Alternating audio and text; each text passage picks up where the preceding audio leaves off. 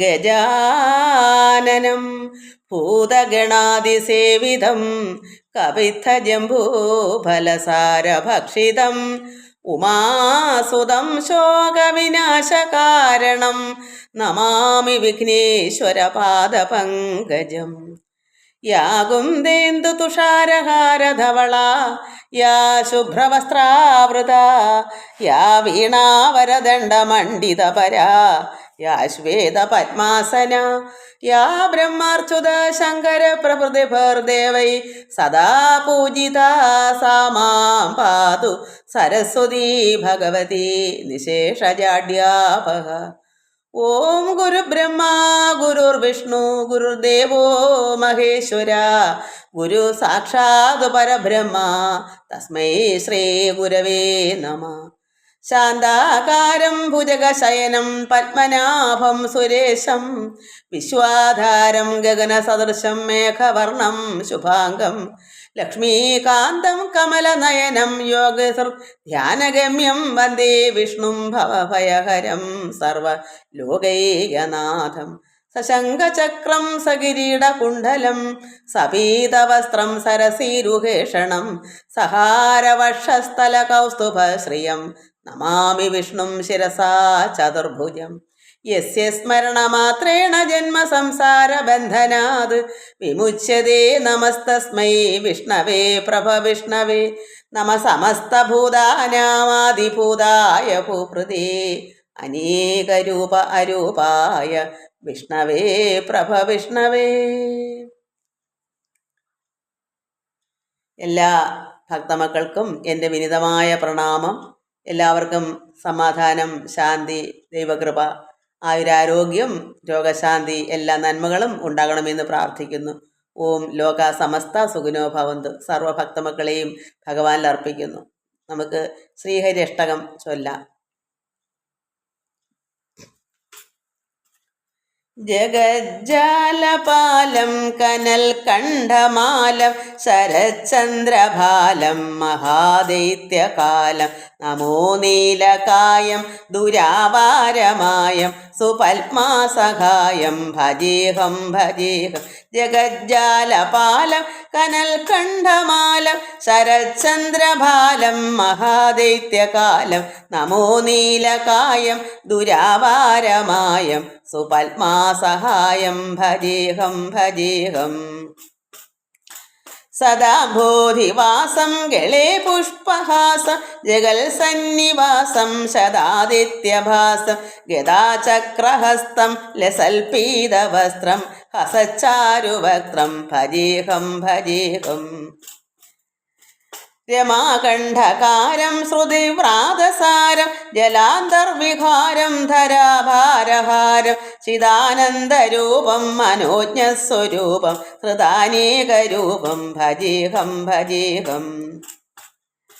ജരാജന്മഹീനം പരാനന്ദപീനം സമാധാനലീനം സദൈവാനവീനം ജഗജ്ജന്മഹേതും സുരാനീകേതും ത്രിലോകൈകസേതും ഭജേഹം ഭജേഹം. കൃതാംനായഗാനം ഖഗാധീശയാനം വിമുക്തിർനിദാനം ഹതാരാതിമാനം സ്വഭക്താനുകൂലം ജഗൽവൃക്ഷമൂലം നിരസ്താർത്ഥശൂലം ഭജേഹം ഭജേഹം.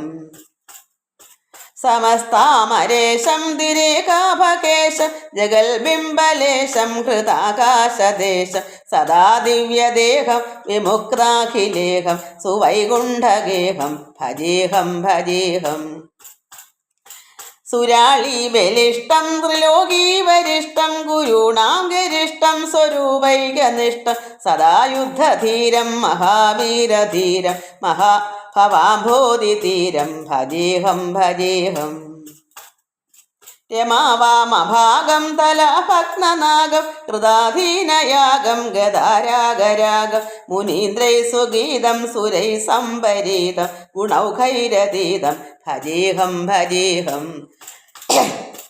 ജഗജ്ജാലപാലം കനൽ കണ്ഠമാലം ശരചന്ദ്രഭാലം മഹാദൈത്യകാലം നമോ നീലകായം ദുരാവാരമായം സുപത്മാസഹായം ഭജേഹം ഭജേഹം. അച്യുതാഷ്ടകം ചൊല്ലാം. അച്യുതം കേശവം രാമനാരായണം കൃഷ്ണദാമോദരം വാസുദേവം ഹരിം ശ്രീധരം മാധവം ഗോപികാവല്ലഭം ജാനകീനായകം രാമചന്ദ്രം ഭജെ. അച്യുതം കേശവം സത്യഭാമാധവം മാധവം ശ്രീധരം രാധികാരാധിതം ഇന്ദിരാമന്ദിരം ചേതസാ സുന്ദരം ദേവകീ നന്ദനം നന്ദനം സന്തതി. വിഷ്ണവേ ജിഷ്ണവേ ശംഖിനി ചക്രിണി രുക്മിണി രാഗിണി ജാനകി ജാനയെ വല്ലവീ വല്ലഭായാർച്ചിതായാത്മനി കംസവിധ്വംസിനി വംശിനി ദേ നമ. കൃഷ്ണ ഗോവിന്ദ ഹേ രാമനാരായണ ശ്രീപദേ വാസുദേവാജിത ശ്രീനിധി അച്യുതാനന്ദ ഹേ മാധവ ഘോഷജ ദ്വാരകാനായക ത്വൽപദാബ്ജം ഭജി. രാക്ഷസക്ഷോഭിത സീതയാ ശോഭിതോ ദണ്ഡകാരണ്യ ഭൂപുണ്യതാ കാരണം ലക്ഷ്മണേനാന്വിതോ വാനരൈ സേവിതോ അഗസ്ത്യ സംപൂജിതോ രാഘവ പാതുമ. ധേനുകാരിഷ്ടഹാനിഷ്ടകൾ ദേശിണാം കേശികാ കംസ ഹൃദംശികാവാദക പൂതനാലോപക സൂരജാഖേലനോ ബാലഗോപാലക പാതുമാം സർവദ. വിദ്യുതുൽദ്യോതവൽ പ്രസ്ഫുരദ്വാസനം പ്രാവിടം ബോധവൽ പ്രോല്ലസദിഗ്രഹം വന്യയാമാലയാ ശോഭിതോരസ്ഥലം ലോഹിതാഘ്രിദ്വയം വാരിജാക്ഷം ഭജി. കുഞ്ചിതൈ കുന്തളൈ പ്രാജമാനാനനം രത്നമൗലിം ലസൽകുണ്ഡലം ഗണ്ഡയോ ഹാരകേയൂരകം കങ്കണം പ്രോജ്വലം കിങ്കിണീ മഞ്ജുളം ശ്യാമളം ദം ഭജി. അച്യുതം കേശവം രാമനാരായണം കൃഷ്ണദാമോദരം വാസുദേവം ഹരിം ശ്രീധരം മാധവം ഗോപികാവല്ലഭം ജാനകീനായകം രാമചന്ദ്രം ഭജെ. ജാനകീനായകം രാമചന്ദ്രം ഭജേ.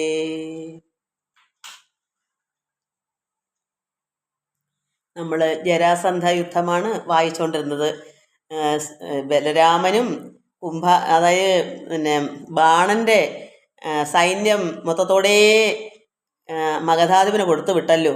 അപ്പോൾ മുസലത്താൽ രാമൻ അവരെല്ലാം അടിച്ച് തകർത്ത് ചൂർണമാക്കി. നമ്മൾ ഇന്നലെ വായിച്ചതാ.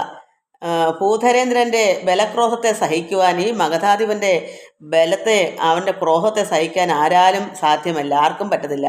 ഭൂപതിമാരായവർക്ക് സാധ്യമല്ലെന്നേ വേണ്ടു. തേജസാമയനായ സാത്വികി കുംഭാണനെ ആജിയിൽ അതായത് യുദ്ധത്തിൽ 3 ശരം കൊണ്ടാൻ പ്രയോഗിച്ചു. കുംഭാണ്ഡൻ ബാണമേറ്റു ക്രുദ്ധനായ 5 ബാണം സംഭ്രമത്തോടുടൻ സാത്വികയെ കൊന്നിടുവാൻ ഭഗവാന്റെ പക്ഷത്തിൽ നിന്ന് സാത്വികയെ കൊല്ലാനായിട്ട് എന്താ ചെയ്ത് 5 ബാണം കൊടുത്തു, ഇങ്ങോട്ട് വിട്ടു അയച്ചത്. അന്നേരം സാത്വികി കുംഭാണ്ഡന്മാർ നയത്തെ വിട്ട് ഘോര യുദ്ധവും തുടർന്നിതു. സാത്വികി കുംഭാണ്ഡനെ ബാണത്താൽ മർമ്മങ്ങളിൽ എത്രയും പാരമെയ്തു. ദിവ്യാസ്ത്രം അതിനാലും. അതായത് കുംഭാണ്ഡനും കൂപർണനും മഗധാധിപൻ ചെന്ന് ബാണനോട് പറഞ്ഞപ്പോൾ, മഹാബലിയുടെ മകനായ ബാണനോട് പറഞ്ഞപ്പോൾ കുംഭാണ്ഡനും കൂപർണനും മുതലായ 300 ബാണന് തുല്യമായ പോരാളികളെ ഇങ്ങോട്ട് വിട്ടു. അതിൽ പ്രധാനികളാണ് കുംഭാണ്ഡനും കൂപകർണനും. അവരെ സാത്വികി എങ്ങനെ ചെയ്തു? മർമ്മങ്ങളിൽ എത്രയും പാരമെയ്തു. ദിവ്യാസ്ത്രം അതിനാലും തങ്ങളിൽ പൊരുതിതു. കുംഭാണ്ഡൻ എന്തു വന്നു? ദീനമായി. കുംഭാണ്ഡന് ദീനം കണ്ടിട്ട് അന്നേരം കുംഭാണ്ഡന്റെ സാരഥി രഥത്തെയും തിരിച്ചു കൊണ്ടുപോയി. സാരഥി, രഥം ഓടിക്കുന്ന ആൾ സാരഥി എന്ത് ചെയ്ത്? വിഷമം വന്നപ്പോൾ അയാൾക്ക് ദീനപ്പെട്ടത് മനസ്സിലാവാൻ സാരഥി പേടിച്ച് തിരിച്ചു കൊണ്ടുപോയി. അതുകൊണ്ട് തിരിച്ചു കൊണ്ടുപോയത് അന്നേരം കൂപകർണൻ തെരിക്കുന്ന ഉഴറ്റോടെ കുംഭാണ്ഡൻ രണയെ തോറ്റ് മരിച്ച പോലെയുള്ള വൃത്താന്തം കണ്ടു. മരിച്ച പോലെയാണ്, ശ്വാസം ഉണ്ടോ ഇല്ലെന്ന് സംശയം. അങ്ങനെ രണയെ തോറ്റ് മരിച്ച പോലെയുള്ള വൃത്താന്തം കണ്ട് കോപിച്ചുരത്ത് കൃതവർമാതാനുമായി യുദ്ധമേറ്റു. അതിന് കൃതവർമാവുമായിട്ട് തുടങ്ങി.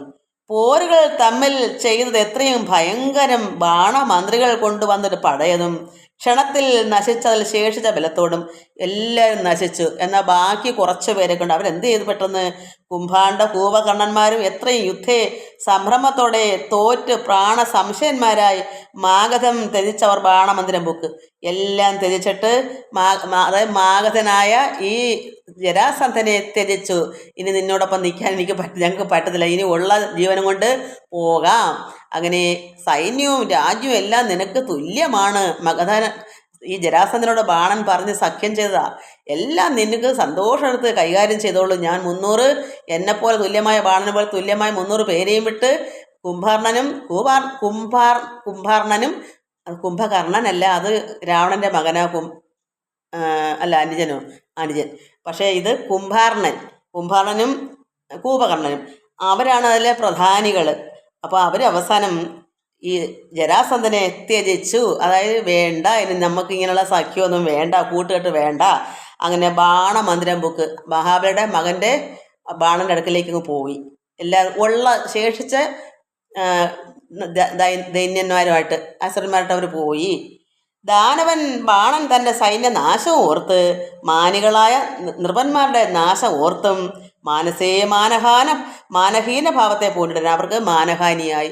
കാരണം ജരാസന്ധനെ കൊണ്ട് പറ്റാഞ്ഞപ്പം കൂട്ടുപിടിക്കാൻ പോയി, ആരെങ്കിലും സഹായിപ്പാനായിട്ട് ചെന്ന് മഗധാധിപൻ ചെന്ന് പറഞ്ഞ ബാണനും അവരുടെ സൈന്യം എല്ലാം വിട്ടു. പക്ഷേ എന്നിട്ടും തോറ്റ് നാണം കെട്ടുപോയി, മാനഹീന ഭാവത്തെ പൂണ്ടു.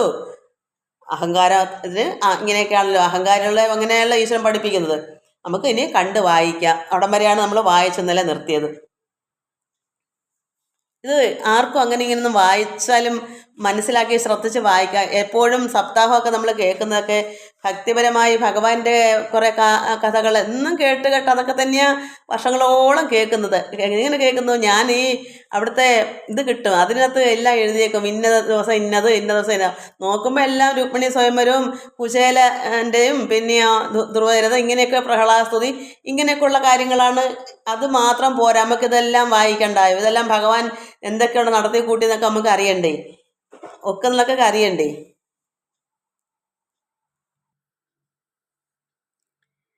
കേൾക്കടോ നൃപന്മാരെയും സൈന്യത്തെയും വിക്രമശാലി കൃഷ്ണൻ തന്നുടെ രണത്തെയും മാഗധ ബലത്തെയും കണ്ടിട്ടു മാഗധനെ വാമപാണിന ഹലം കൊണ്ട് കലപ്പ കൊണ്ട് രാമനു ഏറ്റം വലിച്ചു ബലത്തിനാൽ വീഴ്ത്തിയിട്ട്.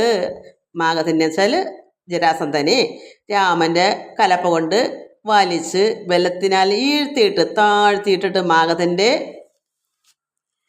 തലയ്ക്കു തല്ലുവാനായി രാമനും തുടങ്ങുമ്പോൾ കണ്ടൊരു ജനം. രാമൻ മാഗധൻ തന്നെ ഇപ്പോൾ രണ്ടില്ല പക്ഷം കൊല്ലുമെന്നത് നിശ്ചയിച്ചാർ. രണ്ടും കൽപ്പിച്ച് അവനെ കൊല്ലും എന്നെല്ലാവരും കൽപ്പിച്ചു. ബലരാമൻ ജരാസന്ധനെ വകവരുത്തും എന്നെല്ലാവരും നിശ്ചയിച്ചു.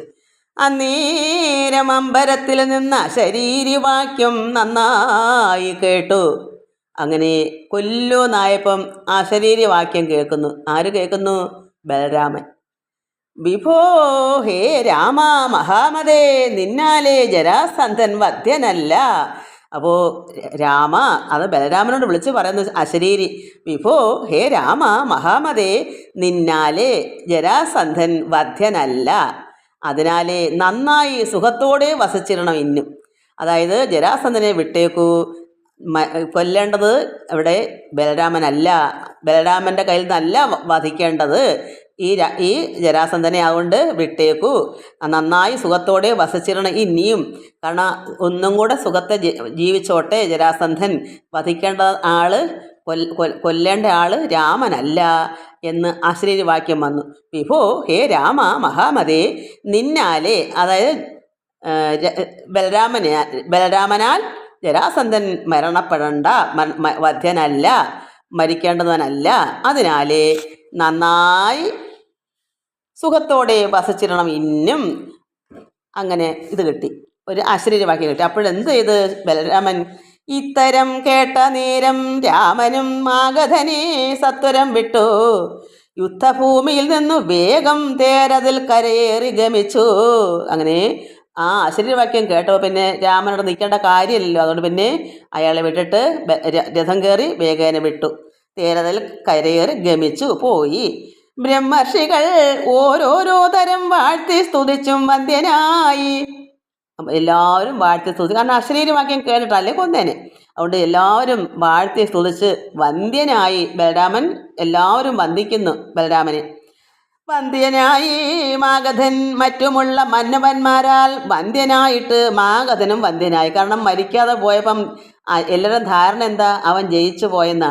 മാഗധൻ ബലരാമനെ തോൽപ്പിച്ചിട്ട് ജയഘോഷത്തിൽ പോകുന്ന അവരോട്, കാരണം ഇന്ന് അങ്ങനെ ലോകം തോറ്റു തുന്നം പടൽ ഞാൻ എല്ലാത്തിനും കൊന്നിട്ട് വന്നേക്കൂ എന്ന് പറയുന്നത് പോലെ മാഗധൻ മറ്റുമുള്ള മന്നവന്മാരാൽ വന്ധ്യനായിട്ട് ജയഭാവാൽ ജയിച്ചതുപോലെ ശേഷം സൈന്യങ്ങളോടും കൂടവേ രണത്തിങ്കൽ നിന്നിട്ട് നിവർത്തനായി പാടവമോടെ പോയി തന്നെ പുരമ്പുക്ക്.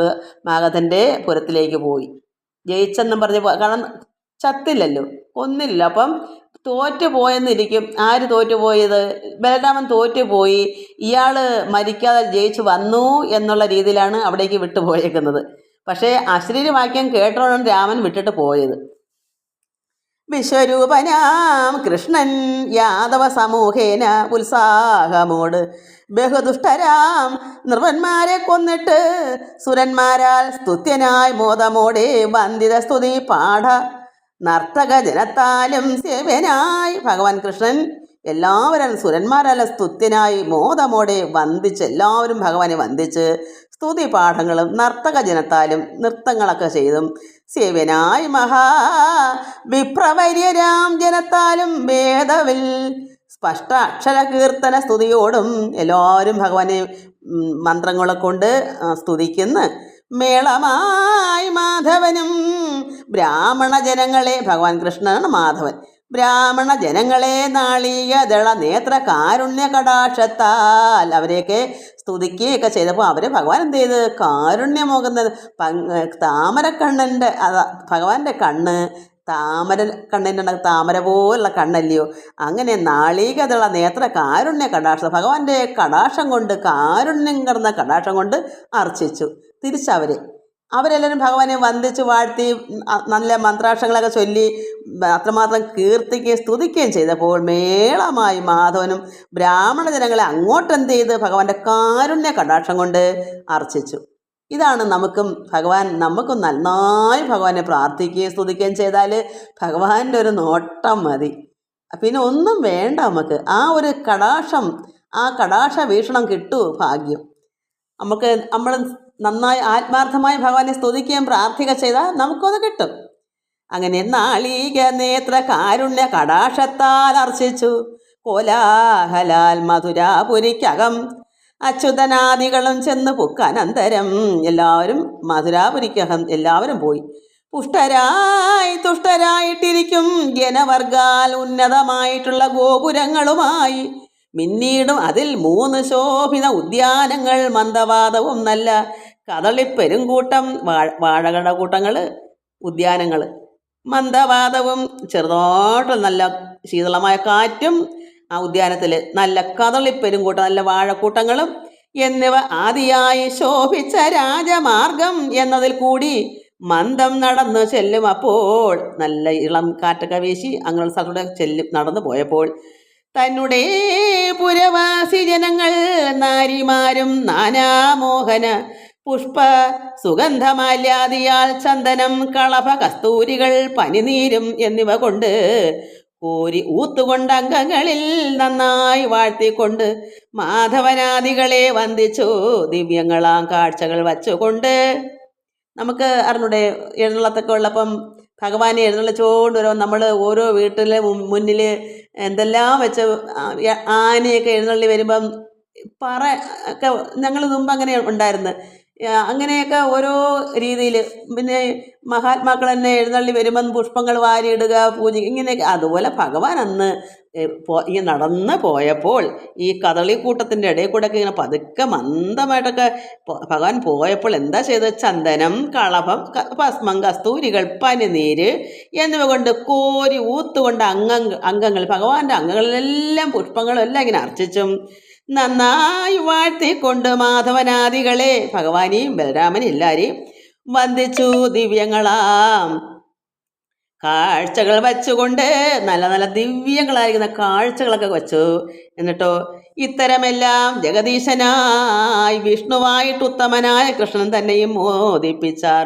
ഭഗവാനെ നന്നായി ജഗദീശനായിരുന്ന ഭഗവാനെ, കൃഷ്ണനെ, നാരായണ വിഷ്ണുവിനെ, ഉത്തമനായ ഭഗവാനെ എല്ലാവരും മോദിപ്പിച്ചു, സന്തോഷിപ്പിച്ചു.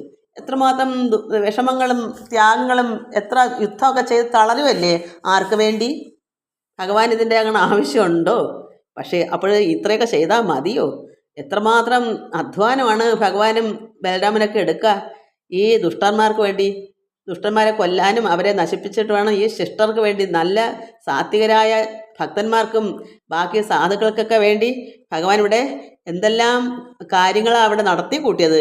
അവിടെ എല്ലാവരും നന്നായി ഭഗവാനെ സ്തുതിക്കുകയും കാഴ്ചവെക്കുകയും ഒക്കെ ചെയ്തപ്പോൾ ഇങ്ങനെയെല്ലാം ഏത് സത്തമനായ കൃഷ്ണൻ നന്നായി മോദിപ്പിച്ച് ഭഗവാൻ എല്ലാവരും സന്തോഷിപ്പിച്ചു. ഇങ്ങനെയെല്ലാം ഏതു സത്തമനായ കൃഷ്ണൻ മംഗളരാജമാർഗത്തൂടെ പോയി വലുതായ രാജമന്ദിര സഭ തന്നിലേ പ്രവേശിച്ചു. തേജസാം നിധി ദിവ്യമാകിയ സിംഹാസനേ രാമനു ഒരുമിച്ച് സാത്വികി മുതലായ ധീരന്മാർ തന്നാൽ പൂജനായിക്കൊണ്ട് ആനന്ദമായി ദേവകൾ ദേവസഭ തന്നിൽ ദേവേന്ദ്രനെയും മാനിച്ചു നിൽക്കും പോലെ മറ്റുള്ള ജനത്താലും. അങ്ങനെ ഭഗവാനെ എല്ലാവരും പൂജിച്ച് നന്നായി എങ്ങനെ ഇരുത്തുന്നത്?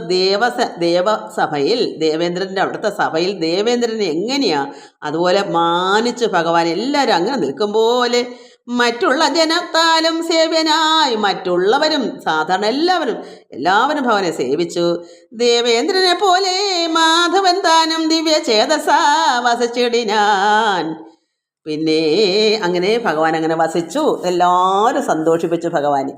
പിന്നെ തത്ര ബുദ്ധിമത്തുക്കളായി മാഹാത്മ്യം ബഹുവായി ബോധിതന്മാരാം ഉഗ്രസേന ഉദ്ധവ ക്രൂരാദിയാകിയ ഏതു മുഖ്യന്മാരുമായി വിചാരിച്ചു. അവനെ എല്ലാം അവിടെ വിചാരിക്കുകയാണ്. ഭഗവാനെ ഇങ്ങനെയെല്ലാം സന്തോഷിപ്പിച്ചിട്ട് ബോധിതന്മാരാ ഉഗ്രസേന എന്നു വെച്ചാൽ കംസൻ്റെ പിതാവ്, ദേവകിയുടെ പിതാവ്, കംസൻ്റെ പിതാവെന്ന് പറയാം. യഥാർത്ഥ ഒറിജിനൽ പിതാവ് ഒരു ഗന്ധർവനാണ് കംസൻ്റെ, പക്ഷെ അറിയില്ല, മറ്റുള്ളവർക്കൊന്നും അറിയത്തില്ല. ഉഗ്രസേനനാണ് പൊതുവെ എല്ലാവരും പറയുന്നത്.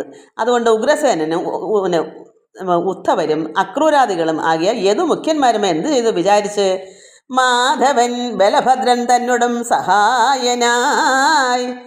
ഭഗവാൻ കൃഷ്ണൻ ബലഭദ്രനും കൂടെ സഹായിച്ചും കൊണ്ട് എന്ത് ചെയ്യുന്നു? ഭഗവാൻ കൃഷ്ണനും ബലരാമനും കൂടെ ഒന്നിച്ച് രണ്ടുപേർക്കും കൂട്ടായി സഹായനായി ശ്രേഷ്ഠമാർഗമായി മേവുന്ന എന്താ? ഗോമന്ത പർവ്വതം. അത്രമാത്രം ശ്രേഷ്ഠതയാണ് മാർഗമായി മേവുന്ന ഈ ഗോമന്ത പർവ്വതത്തെ ശ്രേഷ്ഠനാ കൃഷ്ണൻ കാൺമാനിച്ചു കൽപ്പിച്ചിട്ട്. അങ്ങനെ ഭഗവാന് കാണാൻ ആഗ്രഹം, ഗോമന്ത പർവ്വതത്തെ കാണണം. അതിന് ബലരാമനെ കൂടെ ക്ഷണിച്ചു, രണ്ടുപേരും കൂടെ കാണാൻ പോവുക. ശ്രേഷ്ഠനാം കൃഷ്ണൻ കാണാൻ ഇച്ഛിച്ചു കൽപ്പിച്ചിട്ടു മധുരാപുരി തന്നിൽ നിന്ന് ദക്ഷിണമുഖം അധുനാഗമിച്ചതു. രാമനും ഒരുമിച്ചു, രണ്ടുപേരും കൂടെ ദക്ഷിണമുഖം അധുനാഗമിച്ചു. ദക്ഷിണമുഖത്തൂടെ അവർ പോയി, രാമനും കൂടെ ചേർന്ന് എവിടേക്ക് പോന്നു? ഗോമന്ത പർവ്വതത്തെ കാണാൻ പോന്നു. യമുനാ നദി കടന്നങ്ങനെ ബഹുദേശം ഇവയും ഗിരികൾ തൻ നിമ്നങ്ങൾ സരിത്തുകൾ കടന്ന് പോയി ചെന്നപ്പോൾ വനദേശേ. അങ്ങനെ ഈ പർവ്വതങ്ങൾ, ഗിരികളും നിമ്നങ്ങളും സരിത്തുകളെല്ലാം കടന്നു പോയപ്പോൾ വനദേശത്ത് ചെന്ന് വനദേശേ വിടവിമൂലേ, ഒരു വൃക്ഷച്ചുവട്ടിൽ, വിടവി ഒരു വൃക്ഷച്ചുവട്ടിൽ, ഒരു വനത്തിലേക്ക് ചെന്ന് അവിടെ ഒരു വൃക്ഷച്ചുവട്ടിൽ വസിക്കുന്നത് ഒരു മുനി അവിടെ ഒരു വൃക്ഷച്ചുവട്ടിൽ വസിക്കുന്നു. എങ്ങനെയാ? ജടിലമണ്ഡിതനായി ക്ഷീരകൃഷ്ണാജിനത്തെ വടിവിൽ പൂണ്ട് കമണ്ഡലവും തേജോമയധരനായി സമാധിസ്ഥനായി രവി സമനായി. ആദിത്യന് തുല്യമാ രവി. അദ്ദേഹത്തിനെ കണ്ടാൽ സമാധിയിലിരിക്കുകയാണ്, തേജസ്സായിട്ട് സമാധിയിലിരിക്കുക. എങ്ങനെ സൂര്യനെ പോലെ സമനായി തേജസ് കൊണ്ട് തിളങ്ങുന്ന ആദിത്യൻ എങ്ങനെ ഇരിക്കുന്നു അതുപോലെ. കമണ്ഡലവും എന്താ ഈ മരവുരിയും ജഡില മണ്ഡിതന വെച്ചാൽ ഒരു സന്യാസി എങ്ങനെയാ ജടയും മുടിയൊക്കെ ആയിട്ട് അങ്ങനെ വടുവിൽ പൂണ്ട് കമണ്ഡലവും ഈ ഒരു തൂക്ക് പിടിക്കുന്ന ഒരു മൊന്തയൊക്കെ ഉണ്ട്. അതിനകത്തൊരു ഗ്ലാസ്സും ഉണ്ട്. അച്ഛൻ്റെ എനിക്കറിയാം, അച്ഛൻ അവിടെ ഞങ്ങളുടെ വീട്ടിൽ കൊണ്ടുവന്ന്. ഞങ്ങളുടെ വെച്ചാൽ അച്ഛൻ വന്നപ്പം അത് ഞാൻ കണ്ടിട്ടുണ്ട്. ആ മൊന്തയൊക്കെ ഒരു തിരുക്കുള്ള ഒരു അടപ്പിനൊരു പിടിയൊക്കെ ഉണ്ട്. ഓട്ട് മൊന്തയാണ്. അതിനകത്തൊരു കൊച്ച് ഓട്ട് ഗ്ലാസ് ഇരിക്കും. അങ്ങനെ അത് അച്ഛൻ ഇതുപോലെ നടന്ന ഒരു സന്യാസി ആയതുകൊണ്ട് ഈ ഇങ്ങനെയൊക്കെ ആയിരുന്നല്ലോ സന്യാസം സ്വീകരിച്ചപ്പോൾ. അതുകൊണ്ട് എനിക്കത് അറിയാം. അതാണ് കമണ്ഡലു എന്നാണ് തോന്നുന്നത്, പേരെങ്ങനെയാണെന്ന് തോന്നുന്നു. തേജോമയധരനായി സമാധിസ്ഥനായി രവി സമനായി. ആദിത്യന് തുല്യമായി പുരുഷ ശതശിഷ്യാവൃതനായി. അതായത് ഒത്തിരി പുരുഷന്മാർ 100 ശിഷ്യന്മാർ ആവൃതനായി. ആ മുനിക്ക് ചുറ്റും ഉണ്ട് അദ്ദേഹത്തിന് ശിഷ്യന്മാർ. ഫലമൂലം ഉപജീവനായിട്ടിരിക്കുന്ന അത് കണ്ട് ഫലമൂലങ്ങളെ ഭക്ഷിക്കുക എല്ലാവരും. അങ്ങനെ ഇരിക്കുന്നത് കണ്ട് ആര് കണ്ട്? ഇങ്ങനെ ഇരിക്കുന്നത് കമലാക്ഷൻ ഭഗവാൻ ശ്രീകൃഷ്ണൻ. കമലാക്ഷൻ താമര കണ്ണോടുകൂടി എന്നാണ് ആ കമലാക്ഷൻ എന്ന പേര് ഭഗവാൻ വന്നേക്കുന്നത്. കമലാക്ഷനും രാമൻ താനും ഏറ്റവും ഭക്തിയാ ബഹുമാനേന മോദം ഉൾക്കൊണ്ട് വഴി പോലെ ബാഹുക്കൾ നീട്ടി വീണു നമസ്കാരവും ചെയ്താർ. അദ്ദേഹത്തെ ഇങ്ങനെ രവിക്ക് തുല്യമായി സമാധിയിലിരിക്കുന്ന ആ മുനിയെ കണ്ടപ്പോൾ ബഹുമാനത്തോട് തന്നെ അത്ര സന്തോഷത്തോടുകൂടി ഭഗവാൻ എന്ത് ചെയ്തു? രണ്ടുപേരും, രാമനും കമലാക്ഷനും കൃഷ്ണനും ഭക്തിയാ ബഹുമാനേന മോദം ഉൾക്കൊണ്ട് വഴി പോലെ ബാഹുക്കൾ 2 കൈകളും നീട്ടി വീണ് മുമ്പോട്ട് അദ്ദേഹത്തിൻ്റെ പാദത്തിലേക്ക് കൈയുടെ 2 പാണിയും കൂപ്പി തൊഴുത് സാഷ്ടാംഗ നമസ്കാരം എന്നാ പറയാ. അങ്ങനെ വീണ് നമസ്കാരവും ചെയ്താർ ഈ മുനിയെ കൃഷ്ണനും രാമനും. മടി കൂടാതെ യുദ്ധം ചെയ്തെഴുന്നേറ്റു. പിന്നെ അങ്ങനെ കിടന്നിട്ട് പെട്ടെന്ന് ഒരു വിഷമവും കൂടാതെ എഴുന്നേറ്റു. പിന്നെ വിഷ്ടപാധിപൻ കൃഷ്ണൻ മുനിയെ കേൾപ്പിച്ചതു. വിഷ്ടപത്തിൻ്റെ അധിപനായ ഭഗവാൻ നാരായണൻ കൃഷ്ണൻ മുനിയോട് പറഞ്ഞു, എന്താ കേൾപ്പിച്ചത്? നമസ്തേ ഭാർഗവ ശ്രീമാൻ ഹേ ജാമദഗ്നിയായ നമസ്തേ തപോധന. രാമകൃഷ്ണന്മാർ ഞങ്ങൾ രാമനും കൃഷ്ണനുമാണ്. നമസ്തേ ഭാർഗവ ശ്രീമാൻ ഹേ ജാമദഗ്നി മുനിയാണ്, മഹർഷിയാണ്, അദ്ദേഹമാണ്. അപ്പോൾ ജാമദഗ്നിയായ നമസ്തേ തപോധന എന്ന് പ്രാർത്ഥിച്ചുകൊണ്ട് പറയുന്നു, ഞങ്ങൾ രാമനും കൃഷ്ണനുമാണ്. വസുദേവനായി, അതായത് വസുദേവൻ വെച്ചാൽ ഭഗവാന്റെ അച്ഛനാണ് വസുദേവൻ. വസുദേവനായി ധർമാത്മാവാകും അവനാലേ വാസരത്തിങ്കിൽ ഒരു പ്രാവശ്യം ജാമദഗ്നൻ എന്ന് നിന്തിരുവടി തന്നുടെ കഥ കേട്ടേൻ. അതായത് പിതാവായ വസുദേവരുടെ ധർമാത്മാവാണ് വസുദേവർ. ധർമാത്മാവും അവനാലേ വാസരത്തിങ്കിൽ ഒരു ദിവസം ഒരു പ്രാവശ്യം ജാമദഗ്നൻ എന്ന് നിന്തിരുവടി തന്റെ കഥ കേട്ടു. ഈ വസുദേവൻ എന്ന് പറഞ്ഞ പിതാവാണല്ലോ കൃഷ്ണൻ്റെ. ഒരു ദിവസം ഒരു പ്രാവശ്യം ജമദഗ്നി മഹർഷിയുടെ ഒരു കഥ കേട്ടു. ഈ വസുദേവർ പറഞ്ഞു കൊടുത്തതങ്ങോട്ട് കേട്ടു, ഭഗവാൻ കൃഷ്ണൻ കേട്ടു പണ്ടെങ്ങോണ്ട്. അതുകൊണ്ട് ഞങ്ങൾ അറിഞ്ഞീൻ ഭവാനെ. ഒരു അറിവേ ഉള്ളൂ, അങ്ങനെ ഞങ്ങൾ അറിഞ്ഞു ഭവാനെ. അപ്പം ജമദഗ്നി മഹർഷിയാണെന്ന് ഞങ്ങൾക്കറിയാം. കാരണം ഒരു ദിവസം ഒരു പ്രാവശ്യം പിതാവെന്നത് പറയുന്നില്ല, വസുദേവൻ ധർമാത്മാവായ വസുദേവൻ്റെ വാക്കിൽ നിന്ന് മനസ്സിലായി. ഒരു പ്രാവശ്യം ഞങ്ങൾ കേട്ടിട്ടുണ്ട്. നന്നായി. അപ്പോഴെന്ത് ചെയ്യുന്ന അദ്ദേഹം ഭവാൻ ഞങ്ങളങ്ങനെ അറിഞ്ഞു. ഇങ്ങനെ കേട്ട നേരം ജാമദഗ്നനും നേത്രം നന്നായി മിഴിച്ച് നോക്കുന്ന മുൻപ് ആരാ എന്തെന്ന് അറിഞ്ഞില്ലല്ലോ. കാര്യം വസുദേവൻ കേട്ടപ്പോഴേ ഞങ്ങൾ രാമനും കൃഷ്ണൻ അറിഞ്ഞപ്പോഴേ ജമദഗ്നി മഹർഷിക്ക് മനസ്സിലായി. അപ്പം നന്നായി കണ്ണൊക്കെ സമാധിയിലിരിക്കുകയായിരുന്നല്ലോ, കണ്ണടച്ചിരിക്കുമായിരുന്നല്ലോ. അപ്പോൾ ഇദ്ദേഹം നന്നായി മിഴിച്ചിട്ട് കണ്ണ് തുറന്നിട്ട് രാമകൃഷ്ണന്മാരെയും സൂക്ഷിച്ചു. നഖശിഖാന്തം നോക്കി കണ്ട് കാലിൻ്റെ നഖം തൊട്ട് അത് അടി തൊട്ട് മുടി വരെ ശിരസ് വരെ അവിടം വരെ നന്നായി നോക്കി സൂക്ഷിച്ച് നഖശിഖാന്തം നോക്കി കണ്ട് സാക്ഷാൽ വൃത്താന്തം അറിഞ്ഞിരിക്കും മുനി ചൊന്നാൻ. യഥാർത്ഥത്തെ മനസ്സിലാക്കൊണ്ട് മുനി പറയുന്നു, സാക്ഷാൽ യഥാർത്ഥം വൃത്താന്തം അറിഞ്ഞിരിക്കുന്നു മുനി. അങ്ങനെ ചൊല്ലുന്നു. മുനി എന്താ പറയുന്നേ? യാദവ ശ്രേഷ്ഠ, നിങ്ങൾക്ക് ആവശ്യം എന്ത് ചൊൽക? എന്താ നിങ്ങൾക്ക് ആവശ്യം? യാദവരുടെ ശ്രേഷ്ഠനാണ് കൃഷ്ണൻ. അങ്ങനെയുള്ള നിങ്ങൾക്ക് ആവശ്യം എന്താ പറയൂ. വേദവിഗ്രഹന്മാരാം നിങ്ങളെ ഞാൻ അറിയും. നിങ്ങൾ വേദവിഗ്രഹന്മാരാണ്. നിങ്ങളുടെ ശരീരം എന്താ? നിങ്ങൾ വേദം, നിങ്ങൾ അറിയുന്ന, നിങ്ങൾക്കുള്ള ശരീരം അറിവാണ്. അതൊരു പ്രത്യേക രീതിയാണ്. വേദവിഗ്രഹന്മാരാണ് നിങ്ങൾ, അത് ഞാൻ അറിയും എന്ന് ആ മുനി പറഞ്ഞു. കാര്യകാരണപൂർവരൂപമായി വിഷ്ണുവായി, കാര്യകാരണ ജഗദാദിപുരുഷനായി, കാര്യം കാരണമൊക്കെ ഉണ്ട് ഈ ലോകത്ത്. അതിനുവേണ്ടി പൂർവ്വരൂപമായി വിഷ്ണുവായി, പിന്നെ കാര്യകാരണ ആദി പുരുഷനായി ഇരിക്കുന്ന ഭഗവാൻ, ആദിനായകൻ, അങ്ങനെയുള്ള ഭഗവാനെ ഞാൻ അറിയും എന്നാണ് പറയുന്നത്. കാര്യകാരണപൂർവരൂപമായി വിഷ്ണുവായി കാര്യകാരണ ജഗദാദി പുരുഷനായിട്ടിരിക്കും ഭഗവാനെ അറിയും കമലാക്ഷ. ഹരേ രാമ രാമ രാമ ഹരേ ഹരേ, ഹരേ കൃഷ്ണ കൃഷ്ണ കൃഷ്ണ ഹരേ ഹരേ. അങ്ങനെയുള്ള ഭഗവാനെ ഞാൻ അറിയും കമലാക്ഷ. കൃഷ്ണ ഞാൻ അറിയും. പുരുഷോത്തമ നമസ്കരിച്ചിടുന്നേനഹം, ഞാൻ അങ്ങനെയുള്ള ഭഗവാൻ, പുരുഷോത്തമനായിരിക്കുന്ന ഭഗവാനെ ഞാൻ നമസ്കരിക്കുന്നു. ലോകൈക ഭാവം ഒന്നായി എന്തൊന്നിനായിക്കൊണ്ട്, ഈ ലോകയ്ക്ക് ഐക്യഭാവം, ഈ ലോകൈക ഭാവം ഒന്നായി ഏകമായി എന്തൊന്നിനായിക്കൊണ്ട്, ലോകവന്ദിതന്മാരാം നിങ്ങളും ഇരുവരും ഇവിടെ വന്നത് എന്ന് ചോദിച്ചു ജാമദഗ്നിൻ. എന്താ ഇവിടെ ഇങ്ങനെ ഏകമായിരിക്കുന്ന എന്തിനായിക്കൊണ്ട് ഇവിടെ ഇങ്ങനെ ലോകരെല്ലാം വന്ദിക്കുന്ന പരമാത്മാവായ ഈശ്വരൻ കൃഷ്ണൻ കമലാക്ഷനെ നിങ്ങൾ ഇന്ന് ഇരുവരും എന്തിനാ ഇവിടേക്ക് ഇങ്ങനെ വന്ന് ചോദിച്ചു. എന്തിനായിട്ടാ ഇവിടെ വന്നത്? ഏവം അങ്ങരുൾ ചെയ്തു രാമകേശവന്മാരും, കേശവൻ കൃഷ്ണൻ, രാമനും കേശവനും കൂടെ പറയുന്നു, അരുൾ ചെയ്യുന്നു. ഗോമന്ദഗിരിവരം കാൺമാൻ ഇച്ഛയുണ്ട് എന്നായത് കേട്ടു ജാമദഗ്നിനും പറഞ്ഞിതു. ഞങ്ങൾക്ക് ഗോമന്ദപർവ്വതം കാണാൻ ഇച്ഛയുണ്ട്, അതുകൊണ്ടാണ് ഇവിടേക്ക് വന്നത്. അപ്പോൾ ഗോമന്ദഗിരിവരം കാൺമാൻ ഇച്ഛയുമുണ്ട് എന്നായത് കേട്ട്, അപ്പോൾ കേട്ട് ജമദഗ്നി മനഹർഷി കേട്ട് ജാമദഗ്നും പറഞ്ഞിതു. എന്താ പറഞ്ഞത്? അപ്പോഴ് മുനി, ഹേ മഹാബാഹു, ഗമിച്ചിടുക വഴി പോലെ. ആ മഹാബാഹു പോവുക, അവിടേക്ക് പോവുക.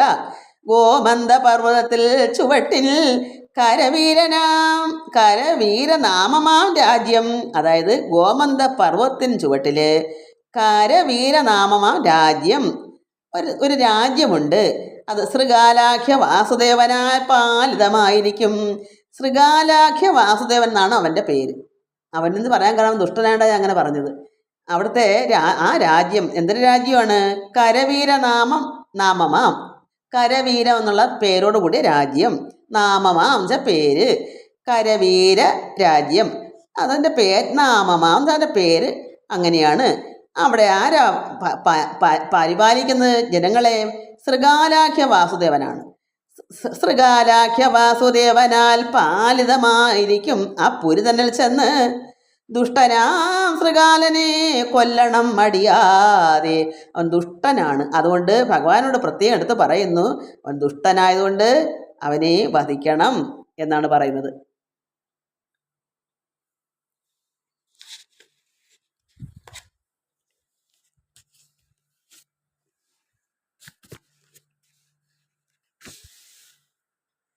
എന്നിട്ട് അവനെ വധിച്ചിട്ട് ശിഷ്ടരക്ഷണം, അതുകൊണ്ട് ഇന്ന് ജാമദഗ്നി ശിഷ്ടരെ, അതായത് സൽഗുണന്മാരായിരിക്കുന്ന സജ്ജനങ്ങളെ, ശിഷ്ടരെ രക്ഷിക്കണം. ദുഷ്ടന്മാരാണ് അവരെ ദുഷ്ടരാണ്. കാരണം ശിഷ്ടർക്കെല്ലാം ദുഷ്ടന്മാരെല്ലാം സാധുക്കളോടാണല്ലോ ദേഷ്യം. അവിടെ ശിഷ്ടരക്ഷണത്തിന് ഇത് ആവശ്യമാണെന്ന് ജമദഗ്നി മഹർഷി പറഞ്ഞു. എത്രയും പെട്ടെന്ന് തന്നെ അവിടെ ചെല്ലണം. ശൃഗാലാഖ്യ വാസുദേവൻ എന്നവൻ്റെ പേര്. കൃഷ്ണൻ അവനാണെന്നാണ് അവിടെ എല്ലാം പറയുന്നത്, അവനാണ് ദൈവം. അങ്ങനെ എല്ലാവരിലും അഹങ്കരിച്ച് ഇങ്ങനെ നടക്കുന്നൊരു ശൃഗാലാഖ്യൻ. അത് ശിഷ്ടരക്ഷണം അതുകൊണ്ടെന്ന് ജാമദഗ്നിൻ ചൊന്നത് കേട്ട് രാമകൃഷ്ണന്മാർ രാമദഗ്നൻ തന്നുടെ ആജ്ഞയോട് ദക്ഷിണമുഖന്മാരായി ചെന്നിതു കരവീരപുരത്തിൽ ഗോമന്താദ്രി തന്നെ ചുവട്ടിലെ രാജ്യവും അത്യത്ഭുതം. അങ്ങനെ ഭഗവാനും പിന്നെ രാമനും കൃഷ്ണനും കൂടെ രാമദഗ്നരുടെ ആജ്ഞയോടെ രാമദഗ്ന മഹർഷി പറഞ്ഞ അത് ആജ്ഞപ്രകാരം ദക്ഷിണമുഖന്മാരായി ചെന്ന് ദക്ഷിണമുഖത്തേക്ക് പോയി കരവീരപുരത്തിൽ, കരവീരം എന്ന് പറഞ്ഞ രാജ്യം, അവിടേക്ക് പോയി. ഗോമന്താദ്രി പർവ്വതത്തിൻ്റെ ചുവട്ടിലെ രാജ്യമാണ്. അത് അത്യത്ഭുതമാണ് ആ രാജ്യം. അത്രയ്ക്ക് എത്രമാത്രം ഇത് തുങ്കതോരണമായ സ്വർണ്ണ ഗോപുരങ്ങളും മംഗലമത് കണ്ടു മാധവൻ പാഞ്ചജന്യം വിളിച്ചു. ശംഖധ്വനി കേട്ടിട്ട് ശൃഗാലനും പുളച്ച മതം കൊണ്ട് ക്രോധവിഹുലനായി വീരനാ മന്നൻ യദു നന്ദനന്മാരോടായി പാരാതെ നേരിട്ടിട്ട് വന്നിതു സൈന്യത്തോടും. ആനകൾ, കുതിരകൾ, തേരുകൾ കൂട്ടത്തോടും ബാനം ഉൾക്കൊണ്ട് ശരവർഷവും ചെയ്തു മന്നൻ. മാധവരാമന്മാരെ അസ്ത്രത്താൽ മൂടിയിടിനാൻ. യുദ്ധേ ശൃഗാല വാസുദേവനും അതു നേരം. നമുക്ക് നിർത്തേണ്ട ഭാഗമൊന്നും വരുന്നില്ല. നമുക്കിവിടെ നിർത്താൻ കാണാൻ സമയം ഒത്തിരി പോകുന്നു. ഇനി എല്ലാം വായിച്ച് നാളെ ഒരു ദിവസം കൂടെ വായിച്ചേ തീരുള്ളൂ. അതുപോലെ 12 മിനിറ്റ് പോലും ഞാൻ ഭഗവാന്റെ പടം വെച്ചിട്ടില്ല. ഇന്നലെ ഒത്തിരി തോനെയുണ്ട്, അതുകൊണ്ട് പടം കണ്ടു. ഇന്ന് അതുകൊണ്ട് നിർത്താൻ പോകാൻ ഞാൻ മറന്നുപോയില്ലെങ്കിൽ. എല്ലാവർക്കും നമസ്കാരം. ഇങ്ങനെ വരി കണ്ട് വായിക്കാതെ ഭഗവാന്റെ പടം തന്നെ വെച്ചുകൊണ്ടെന്നാൽ നമുക്ക് ഭയക്കാതെ അങ്ങ് വായിച്ചിട്ടുണ്ടോ, എത്ര മണിക്കൂർ ഇരുന്നാൽ അത് കാണും. ഇതിപ്പോൾ അങ്ങനെ പറ്റത്തില്ല. വരി കണ്ട് വായിക്കും. ഭഗവാന്റെ വിഗ്രഹം ഒരു 10-15 മിനിറ്റൊക്കെ ഇരുന്നാൽ ഇത്രയൊക്കെ പോയി. ഇപ്പോൾ സംശയമൊക്കെ കിട്ടുമെന്ന്. അതുകൊണ്ട് നമുക്ക് നിർത്താം. എല്ലാവർക്കും നമസ്കാരം. ഹരി ഓം, ഹരി ഓം, ഹരി ഓം.